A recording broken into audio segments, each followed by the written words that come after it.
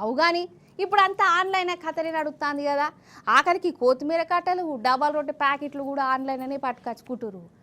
మీరు ఆర్డర్ చేసిన 10 అంటే 10 నిమిషాలల్లా మీ ఇంటికి పట్టుకొచ్చి ఇస్తాం అని ఒక కంపెనీని మించి ఇంకో కంపెనీ పోటీ పడుకుంటా మరి ప్రచారం చేసుకుంటున్నారు. నడిమిట్ల డెలివరీ బాయ్లు ఆగు గందుకే 10 నిమిషాల టైంకు పోతం పెట్టిరట. భారీ అరుచుకుందాం.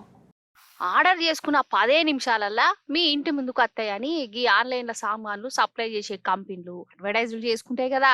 ఇక ఈ 10 నిమిషాలు రూల్ తోని సామాను డెలివరీ చేసేటోళ్ళది ఒక ఆగమ అనులా జల్దీన పోవాలన్న ఆంతరంలా వాళ్ళు ఆగం పోతారు.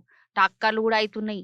వాళ్ళ పానాలకే ముప్పు అవుతున్నది. ఇట్లా 10 నిమిషాల కండిషన్ అద్దని పాపం ఈ డెలివరీ బాయ్లు సమ్మలు కూడా చేసిరు. ఇక ఇప్పుడు కేంద్రమూలు కంపెనీలతో చర్చలు గిచ్చలు చేసి ఒప్పించిరట. ఇక ఇద్దరు సంది 10 నిమిషాల కండిషన్ ఉండది. ఆరాంసే సామాన్ల డెలివరీ చేసుకోవచ్చు అని కేంద్ర మంత్రి చెప్పుకొచ్చిండు. ఇక కొన్ని కంపెనీలు కూడా మాట ఇచ్చింది. సరే మనిషి పానం కంటే ఏం ఎక్కువ మాకు కూడా 10 నిమిషాలల్లా మీ ఇంటికి తెస్తామన్న మాటను మార్చేస్తామని అన్నయ్యట. అంటే ఇక ఇప్పుడు డెలివరీ బాయ్లకు జరంత పానం నిమ్మలమే కాదా మరి.